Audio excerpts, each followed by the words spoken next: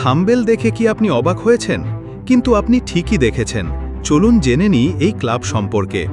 নিউজিল্যান্ডের অকল্যান্ড শহরের এক ছোট ক্লাব অকল্যান্ড সিটি এফসি আজ বিশ্ব ফুটবলের বিস্ময়কর এক নাম। পেশাদার ফুটবলের ঝলমলে দুনিয়ায় তারা যেন এক ব্যতিক্রমী অধ্যায়, যেখানে খেলোয়াড়দের এক অংশ দিনের বেলা কাজ করেন নির্মাণ সাইটে বা ডেলিভারি ভ্যানে, আর সন্ধ্যায় রঙিন বুট পরে নেমে পড়েন সবুজ গালিচায়।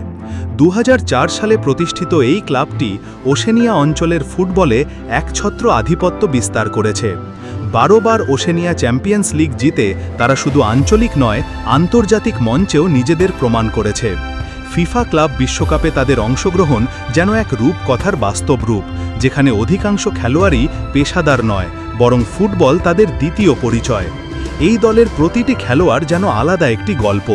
কেউ দিনভর নির্মাণ সাইটে কাজ করেন, কেউ বা ডেলিভারি ভ্যানে ঘন্টার পর ঘন্টা কাটান। ক্লাবের অধিনায়ক অ্যাঙ্গাস কিলকলি কাজ করেন একটি পাওয়ার টুল কোম্পানিতে সেলস টিম লিডার হিসেবে। ডিফেন্ডার ডিলান ম্যানিকাম পেশায় একজন সাইট ইঞ্জিনিয়ার, যিনি দিনে হেলমেট পরে নির্মাণ প্রকল্প তদারকি করেন আর সন্ধ্যায় মাঠে নেমে পড়েন ফুটবল বুট পরে। গোলরক্ষক কনর ট্রেসি চালান ভারী ট্রাক, যেটি নিয়ে তিনি নিউজিল্যান্ডের বিভিন্ন এলাকায় পণ্য পরিবহন করেন। মিডফিল্ডার জেনার্ড গ্যারিগা কাজ করেন একটি রেস্টুরেন্টে ওয়েটার হিসেবে, যেখানে সার্ভিস দেওয়ার পর তিনি ক্লান্ত শরীর নিয়েই অনুশীলনে হাজির হন। প্রতিদিনের কঠোর শ্রম, পেশাগত দায়িত্ব আর ক্লান্তির মাঝেও তারা খেলে যাচ্ছেন শুধুমাত্র ফুটবলের প্রতি ভালোবাসা এবং দেশের জন্য কিছু করার অদম্য ইচ্ছাশক্তি থেকে। ক্লাবটির কোচ আলবার্ট রিয়েরা স্পেনের সাবেক ফুটবলার, আধুনিক কৌশলের প্রবর্তক হিসেবে দলটিকে আরও সুশৃঙ্খল করেছেন। কিন্তু কোচিংয়ের মান বাড়লেও খেলোয়াড়দের জীবনে আর্থিক নিশ্চয়তা বা পূর্ণ পেশাদারিত্ব আসেনি। তবু তারা খেলেন খাঁটি ভালোবাসা, আত্মত্যাগ এবং দেশপ্রেমে উদ্বুদ্ধ হয়ে।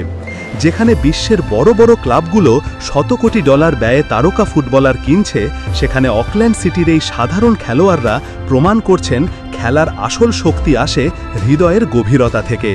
তাদের জীবন হয়তো জৌলুসহীন, কিন্তু আত্মবিশ্বাস, নিষ্ঠা ও সাহসে তারা কারোর চেয়ে কম নয়। অকল্যান্ড সিটি ক্লাব শুধু একটি ফুটবল দল নয়, এটি এক অনুপ্রেরণার নাম। তারা দেখিয়ে দিয়েছে খেলাধুলা কেবল পেশা নয়, বরং একটি জীবন দর্শন।